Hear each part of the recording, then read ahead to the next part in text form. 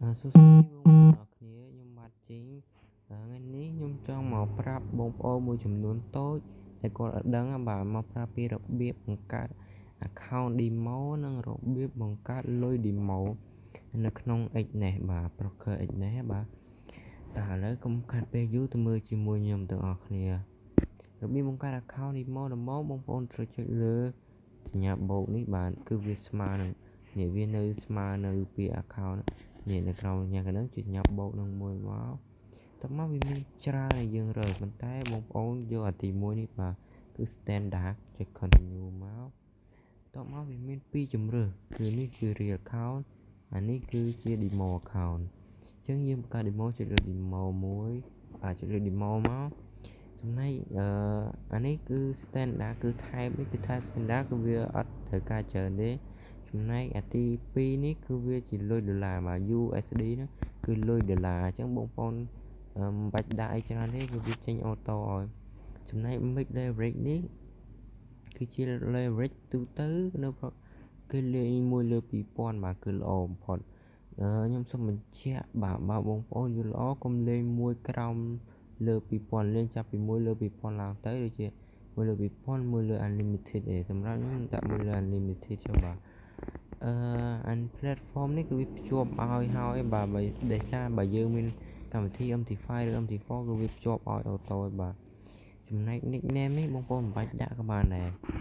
បាទបន្ទាប់មកយើងទៅមុខតទៀត continue មួយទៀតមកតមកដល់ត្រង់ចំណុចនេះក៏ឲ្យយើងបំពេញនៅ password ហ្នឹងបងប្អូនបំពេញហើយត្រូវចាំបាទពេលយើងទៅបង្កើត account Xnet demo នៅក្នុង MT5 យើងត្រូវបំពេញ password នឹងចូលដែរបាទឥឡូវខ្ញុំឧទាហរណ៍ខ្ញុំដាក់អក្សរនេះមួយបន្ទាប់មកខ្ញុំដាក់ឈ្មោះខ្ញុំ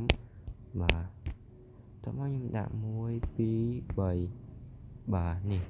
បងប្អូនមួយចំនួនដាក់ដូចខ្ញុំចឹងមកបើគាត់ដាក់លេខផ្សេងឧទាហរណ៍គាត់វាយចឹងគាត់វាយហើយគេនៅខ្វះលក្ខខណ្ឌគេអត់ពេញថាគាត់ដាក់លេខ55អីចេះទៅឬក៏ដាក់2លេខអីចឹងអត់ចេញបងប្អូនអាចដាក់ឈ្មោះចេះក៏បានដែរបាទតែឥឡូវជាឧទាហរណ៍ខ្ញុំដាក់1 2 3ចេះបាយស្រួលមើលស្រួលយល់បន្ទាប់មកបងប្អូនចុចទៅមុខទៀតបាទនេះ account demo Xnet យើងបង្កើតបានរួចរាល់ហើយបន្ទាប់មកយើងត្រូវបង្កើតលុយ demo គឺនេះបងឃើញពាក្យ deposit នេះបាទនៅក្រោមហ្នឹងបាទនៅក្រោមចិត្ត trade ហ្នឹងចុចលើពាក្យថា deposit នឹងមួយមកបន្ទាប់មកវាឲ្យយើងបំពេញទឹកប្រាក់ដែលយើងចង់ដាក់បាទឥឡូវខ្ញុំដាក់$10បាទចាំមើលនេះគឺវាបានហើយបាទ demo លុយ$10 demo គឺបានហើយជោគជ័យគឺលោកសារមកហើយនេះបាទហើយរួចជាការស្រេចបន្ទាប់មកយើងទៅមើលទៅបង្កើត account demo នៅក្នុងMT5 ទាំងអស់គ្នាតោះចាំតិចបងប្អូនជាដំបូង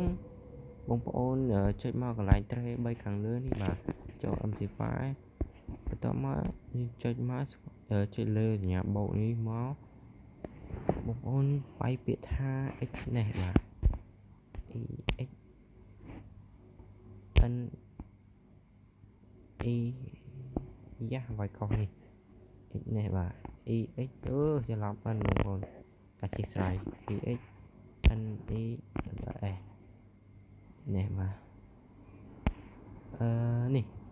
បងប្អូនយកអាមួយនេះបាទនេះអាមួយនេះបងប្អូនវាយមកត្រូវរើអាមួយហ្នឹងបាទសម្រាប់ហ្នឹងក៏មានស្រាប់ហើយខ្ញុំចុចលើអានេះមក